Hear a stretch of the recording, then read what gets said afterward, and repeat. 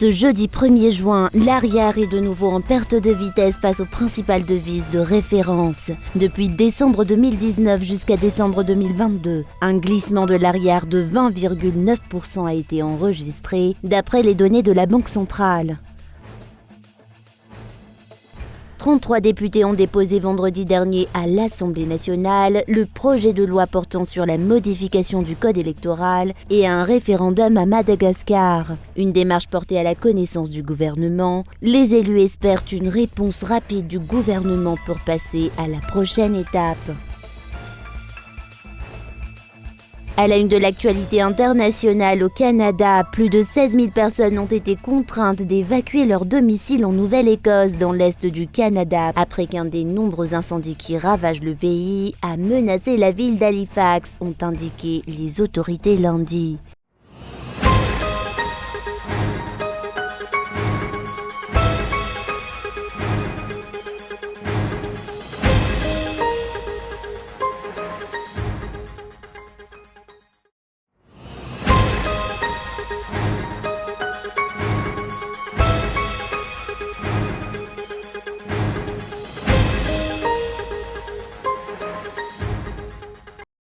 Ce jeudi 1er juin, l'Ariar est de nouveau en perte de vitesse face aux principales devises de référence.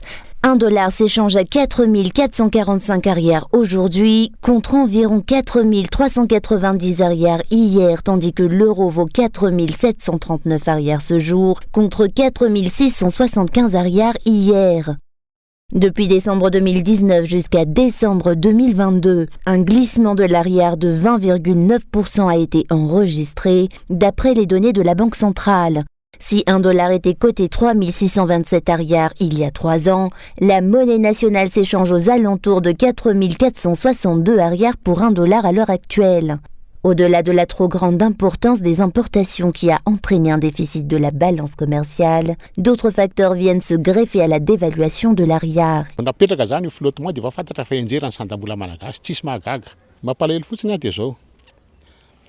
Dès la mise en place du flottement, la dévaluation de la monnaie nationale était prévisible. Il n'y a donc rien de surprenant.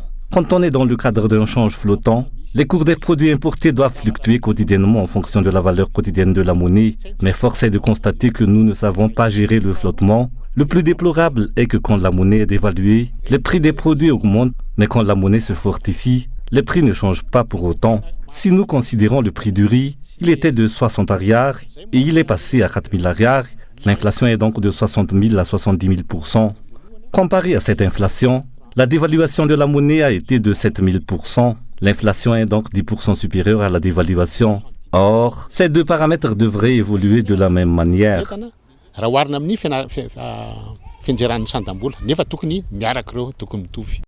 D'après cet économiste, l'État n'a jusqu'à maintenant pas de politique monétaire claire. La dévaluation de l'Ariar a été exacerbée par des modifications apportées au code d'échange, dont la suppression des comptes en devises des particuliers, dans l'objectif de réévaluer l'Ariar, ce qui n'est toujours pas le cas si on s'en tient à la valeur actuelle de la monnaie nationale.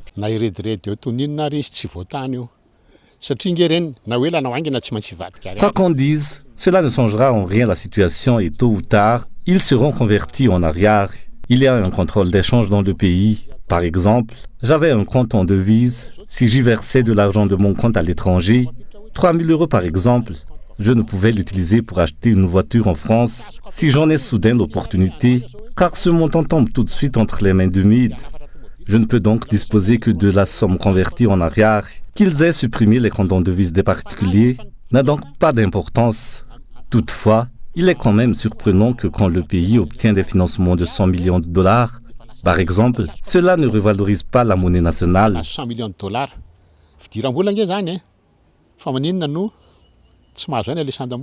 Si l'objectif visé par la suppression des comptes en devises des particuliers était donc de réévaluer l'Ariar, cela n'est toujours pas le cas et a plutôt motivé les opérateurs à ouvrir des comptes à l'étranger, d'après cet économiste.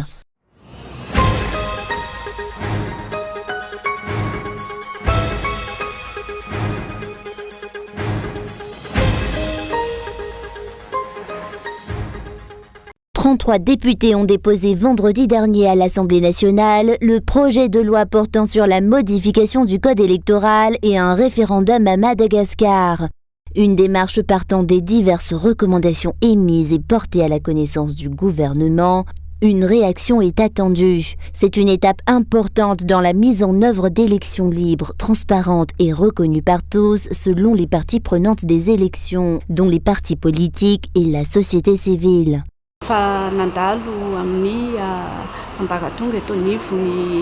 Ce projet de loi a déjà été présenté à l'Assemblée nationale, puis a été transmis au gouvernement actuel.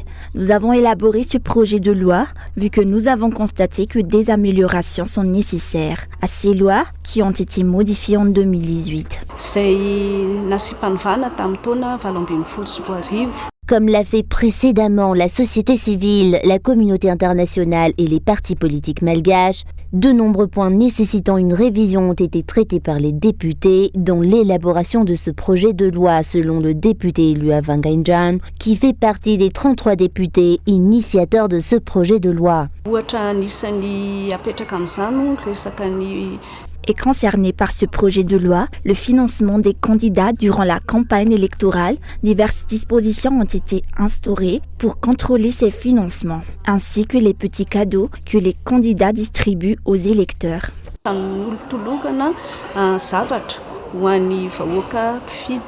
Comme tous les projets de loi, le gouvernement peut réagir librement à ce projet de loi avant de le rendre à l'Assemblée nationale pour qu'un travail de commission puisse être effectué.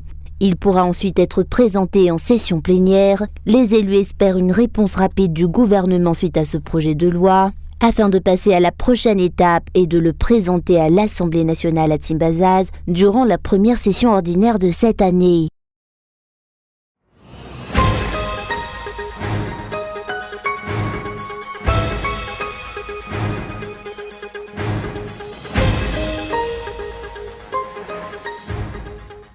L'État malgache ne respecte pas la Constitution vu que de nombreux enfants malgaches ne sont pas scolarisés. Le droit à l'éducation est clairement mentionné par la Constitution malgache, dénonce le conseiller en éducation au ministère de l'Éducation nationale, issu de la coopération française à Madagascar et invité spécial lors de la semaine de l'éducation qui s'est tenue à Antananarivo. Recevoir une éducation aux normes est un droit. Or, le respect de ce droit s'annonce encore difficile à Madagascar, selon ses explications. Une situation qui doit être examinée de près pour l'amélioration de l'éducation nationale dans la grande île. La formation des enseignants, ça n'est pas seulement en fait un moteur de leurs compétences, c'est un moteur également de leur motivation. Pour moi, c'est ça qui est le plus important. Le fait qu'un enseignant puisse bénéficier de formation de manière assez régulière, une fois de temps en temps. En fait, ça va le conforter un petit peu dans sa manière d'enseigner et c'est ça qui va lui donner un peu plus de motivation à enseigner. Parce que ça va le rendre plus sûr de lui. Mais j'ai le sentiment, pour ce qui est des enseignants que j'ai rencontrés, ils ont plutôt tendance à se plaindre de ne pas bénéficier assez souvent, assez fréquemment de formation. Et peut-être qu'en effet qu'il faudrait que cet effort de formation soit un petit peu plus soutenu. Selon la société civile œuvrant dans le secteur de l'éducation, l'absence d'instruction civique dans les écoles est en grande partie à l'origine de la délinquance de la jeunesse malgache. Les jeunes de Fort-Dauphin s'adonnent ainsi au banditisme et au gangstérisme, a dénoncé Vassi à ce jour.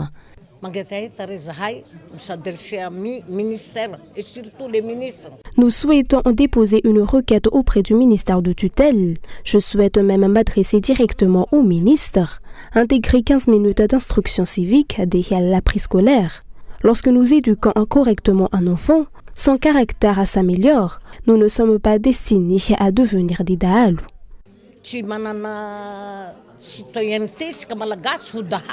La semaine internationale de l'éducation a débuté le 27 mai dernier et se terminera demain 2 juin. À cette occasion, une conférence débat visant à recenser les problèmes que rencontre actuellement l'éducation à Madagascar s'est tenue ce jour à Konamept.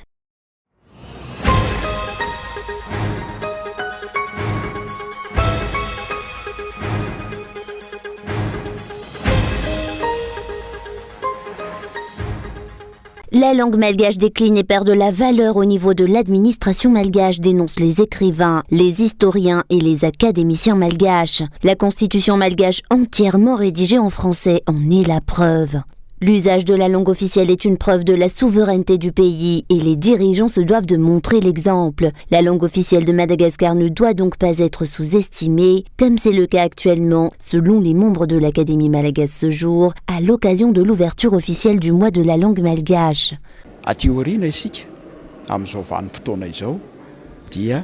À notre époque, la langue officielle n'est plus visible. Lorsque l'État malgache signe des accords internationaux, la majorité de ces accords et ces traités sont majoritairement rédigés en français et il n'existe même pas de traduction en version malgache. Cela veut dire que notre langue disparaît lorsque nous manifestons la souveraineté de notre pays.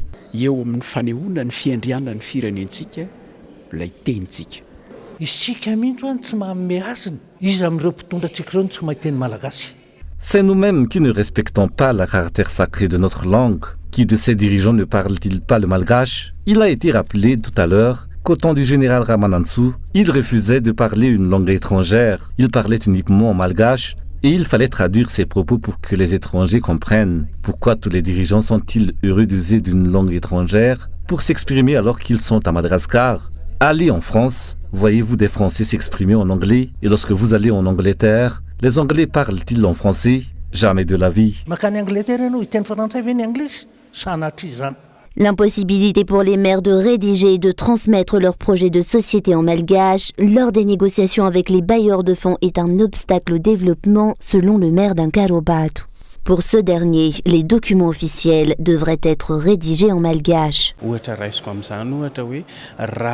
Prenons exemple sur les forces de l'ordre qui rédigent un rapport au maire après avoir effectué leur mission. Tout est rédigé en français. Si l'État procède à une interdiction de rembler, il transmet la note, rédigée par un malgache, aux communes. C'est encore entièrement rédigé en français.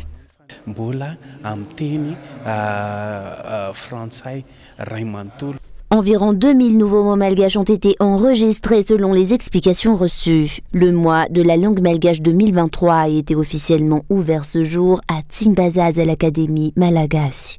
Une conférence sur l'usage de la langue malgache dans le domaine administratif s'est tenue à cette occasion avec les académiciens. Un concours de rédaction d'articles et de poèmes sera également organisé.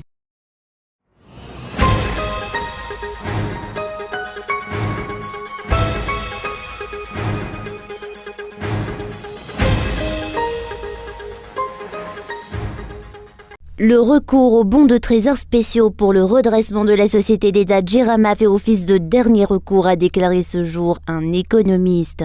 Changer de politique ne mènera à rien tant que la mauvaise gouvernance prévaut. Il sera difficile pour la Jirama de se relever, a-t-il déclaré. L'apurement des dettes de cette société d'État à travers une convention de prêt entre le ministère de l'Économie et des Finances et la Jirama sous forme de BTS a été adopté au Conseil des ministres hier. Le taux d'intérêt que prélèvera l'État varie entre 5 et 7% selon les explications reçues. Jusqu'à ce jour, aucun effort concret de la part des dirigeants n'est observé pour le redressement de cette compagnie d'État, selon cet économiste.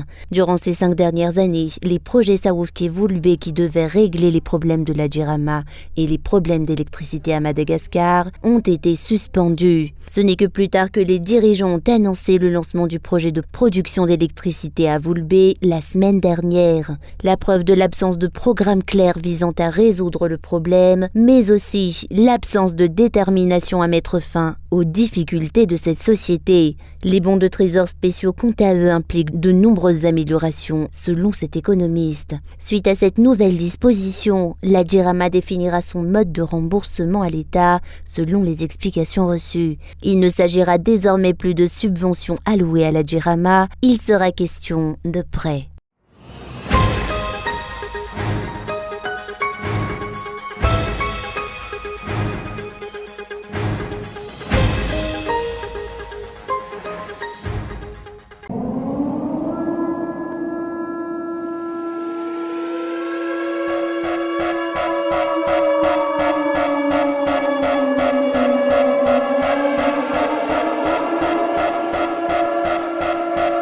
Conformément aux directives et aux réglementations établies par l'État malgache et l'OACI, l'Organisation de l'aviation civile internationale, les aéroports doivent procéder à des exercices et à des simulations permettant de faire efficacement face aux crashs d'avions. L'aéroport de Nousbé a procédé à cet exercice afin de renforcer la réactivité du personnel, ainsi que pour rappeler les responsabilités de tout un chacun.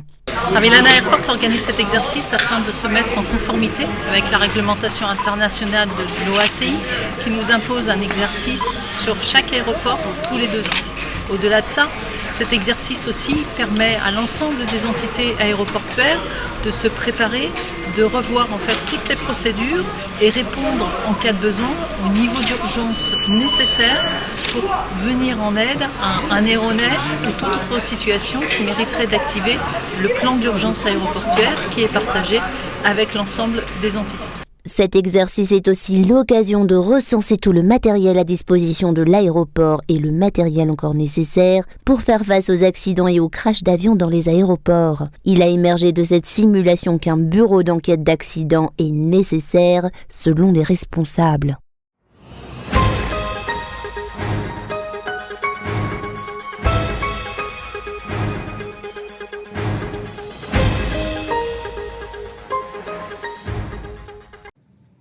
Rougi par le feu et des automobilistes qui tentent de fuir alors que les flammes se rapprochent de la route.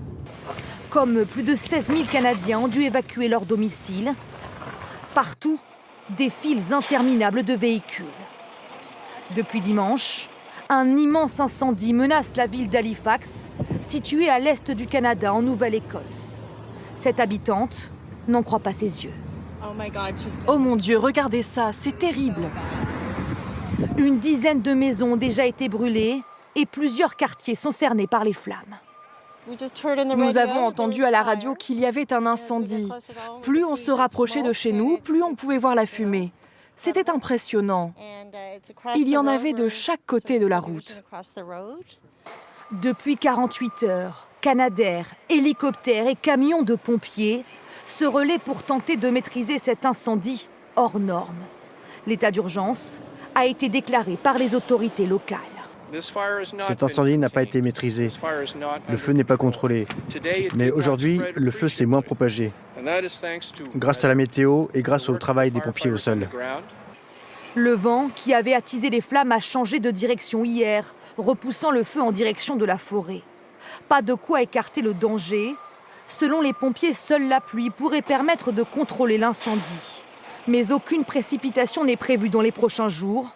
Actuellement, le Canada fait face à une vague de feux de forêt sans précédent à travers tout le pays.